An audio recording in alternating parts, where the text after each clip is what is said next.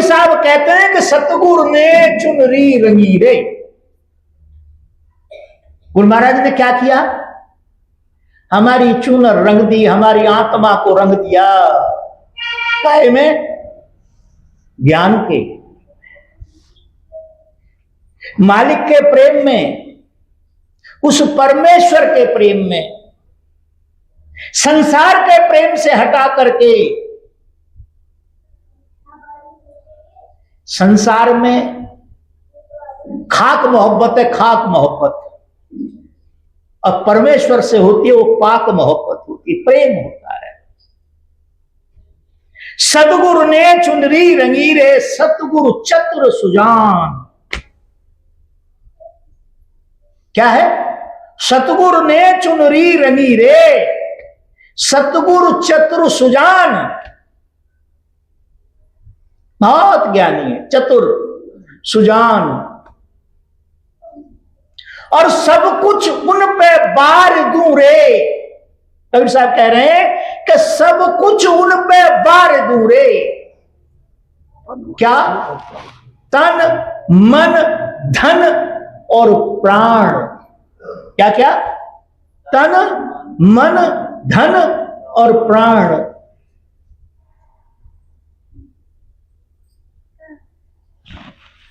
गुरुजी हमारी तो बात समझ में नहीं आई, हमारे छोरा के नंबर ही नहीं आए। बताओ, ज्ञान लेके हमने क्या किया? हमने तो नुकसान कर दिया। अरे भाई, छोरा की पढ़ाई से ज्ञान का क्या मतलब? तो तेरा काम है। बहुत तेरे मैंने देखा है, टीवी पे मैं देख रहा था, एक गुरु कह रहा था, एक गुरु, कि आपको किसी को भजन करने की जरूरत नहीं है, मौज लो जीवन में, मैं आपके लिए भजन कर दूंगा। क्या कर दूंगा? भजन कर दूंगा। अच्छा भाई, किसी की आंख में दर्द हो रहा है, किसी के पेट में दर्द हो, किसी घुटनों में दर्द हो रहा हो, कोई तो दर्द हो रहा होगा। टैबलेट मैं खा लूं, दर्द तुम्हारा ठीक हो जाए, हो सकता है? हाँ, ये तो हो सकता है कि कर्ज मैं खा लूं, चुका कोई और दे तो मैं माफ तो हो सकता हूं, मगर जिसको रोग है दवाई उसे ही खानी पड़ेगी। आप ये कहोगे कि ऐसा हो नहीं सकता, ये शब्द लिखे हैं, बेकार लिखे गए हैं।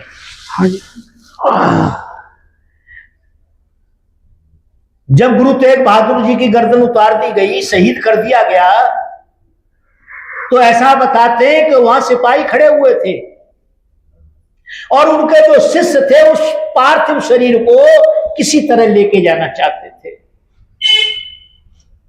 तो ऐसा बताते हैं कि बैलगाड़ी लाई गई और उसमें ये जो झुंड होते हैं उनका पूरे रखे गए, और एक आदमी की टांगे अंदर की गई, हाथ बाहर किए गए। जहां बॉडी पड़ी हुई थी वहां होकर गाड़ी निकाली गई, बीच में होकर के उस व्यक्ति ने उस घर को पकड़ के उसके अंदर खींच लिया और उसे वो लेके जाते हैं पंजाब में, जिस जगह का नाम है सरंद। सरंद माने सीमा। तो सरंद में जब लेके गए उस बॉडी को, तो वहां का जो नवाब था, उसका शायद नाम ही नवाब खान था, जब उसको पता लगा तो उसने मना कर दी, डॉटी पिटवा दी कि अगर इस बॉडी के लिए संस्कार करने के लिए किसी ने भी जगह दी तो उसे भी फांसी पे लटका दिया जाएगा, उसको भी फांसी पे लटका दिया जाएगा। अब सब डर गए।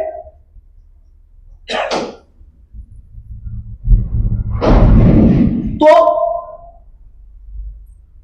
उनके एक शिष्य थे जिनका नाम था सेठ टोडरमल, और उस नवाब वजीर खान के पास जाते हैं और कहते हैं कि ये बड़ी तौहीन होगी, और तो आप तो खुदा के बंदे हैं, एक बॉडी का संस्कार न किया जाए, ये कितने तौहीन की बात होगी।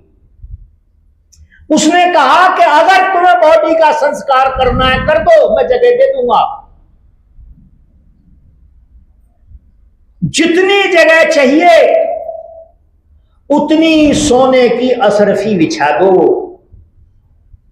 जितनी जगह चाहिए उतनी सोने की असरफी बिछा दो, जितनी जगह चाहिए तुमको। टोडरमल जी ने कहा फिर तो कोई समस्या नहीं होगी। बोले कुछ नहीं। ऐसा बताते हैं वो अपने मुनीमों को साथ लेके गए, बोरी में वो असरफियां भरी और फैला दी। और जब उससे वजीर खान से कहा, बोले नहीं ऐसे नहीं, सिक्के खड़े करने, खड़े क्या करने, सिक्के खड़े करने हैं।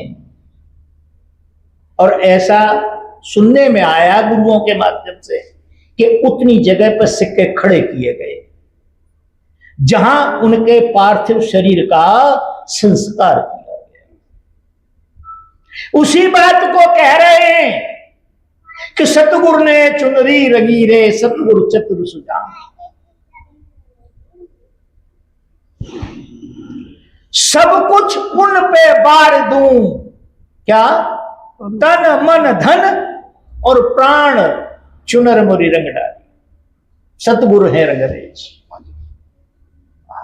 क्या बात। सत्य बात तो यह है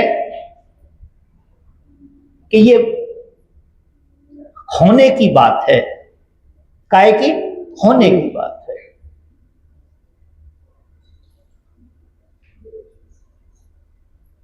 किसी को आनंद आ जाता है, दूसरे की बात को मान लेता है। एक चोर हो, चोर, उसके सामने हजारों शरीफ ले जाओ तुम, वो कहेगा कि शरीफ हो ही नहीं सकता, ये 50 तरह के तर्क देगा, क्यों 24 घंटे वो तर्क वैसा ही देता रहता है।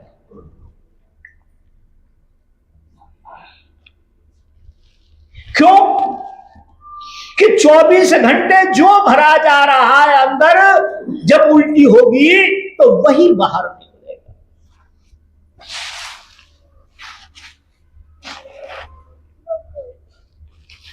और लास्ट में कहते हैं कि कहें कबीर सतगुरु गुरुजी मुझ पर हुए दयाल। अब मान लेंगे, हम मान लेंगे इस बात को? नहीं। अब बताओ, हम मान लेंगे इतने लोग? गुरुजी में और हम में क्या फर्क है?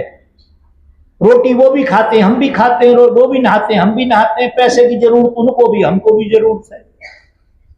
उन्हें भी सेवा की जरूरत है, हमें भी सेवा की जरूरत है।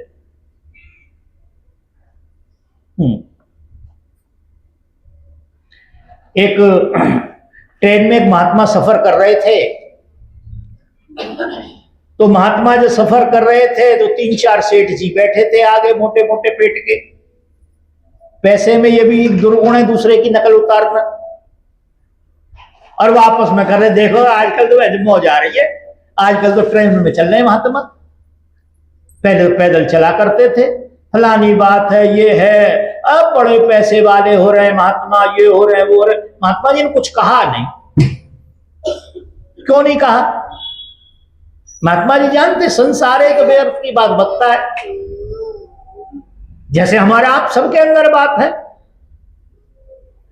अब नौकरी छोड़ दी, सब काम छोड़ दिए, अब ये इस बात की नौकरी पकड़ ली, किसके घर में क्या हो रहा है गांव में। मैं तो एक दिन विचार कर रहा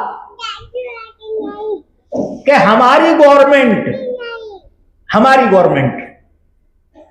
एक आदमी को 2 वोट डालने का अधिकार दे दे तो आदमी को चीर रहे आएंगे। क्या कर देंगे? चीर देंगे बीच में से, तू आधे एक वोट मेरी तरफ डाल, एक मेरी तरफ वोट डाल। अरे नालायक हो।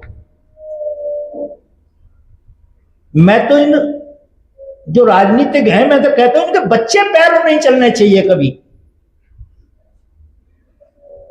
राजनीतिक आदमी का चेहरा देख करके स्नान करना चाहिए।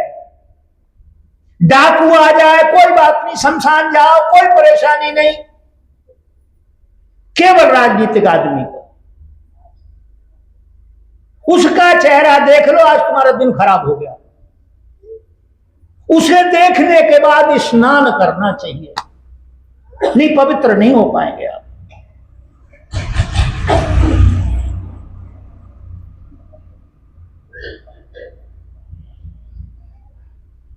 तो ट्रेन में अपना चल रहा था, यूं है फलाना इतने बड़े बड़े आश्रम है, दुनिया भर की बातें। अच्छा लेना देना कुछ नहीं उन्हें, खाली ठगुआ लोग, उन्हें यही काम करना और कोई काम नहीं, टूटी फूटी है नहीं। स्टेशन पे गाड़ी रुकी, वो भी सेठ जी भी चाय पीने बाहर गए और वो भी चले गए महात्मा जी। चाय पीने लगे, चाय पीते पीते गाड़ी ने मारी सीटी, गाड़ी ने सीटी मारी और जैसे ही सेठ जी चलने लगे महात्मा जी ने कस के हाथ पकड़ लिया। सेठ जी अरे क्या कर रहे हो, गाड़ी चलने दो। अरे चलने काय को दे यार, व्यर्थ की बात कर रहे हो, गाड़ी चल दी, चली जाने दो गाड़ी को।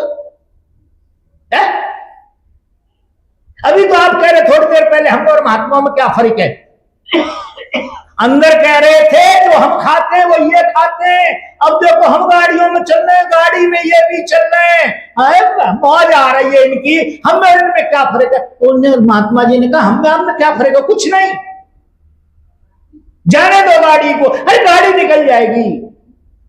उन्होंने कहा तुम्हारा तो कुछ जाएगा, अटैची पटैची कुछ जाएगी, मेरा तो एक बैग है, वो ये संसार मेरा तो पूरा संसार जा रहा है और तुम थोड़े के लिए परेशान हो। सेठ जी ने झटका मारा, कहा हम में आप में यही फर्क है, आप जब चाहो जैसे चाहो छोड़ सकते हो, हम कभी भी कुछ छोड़ नहीं सकते, यही आप में हम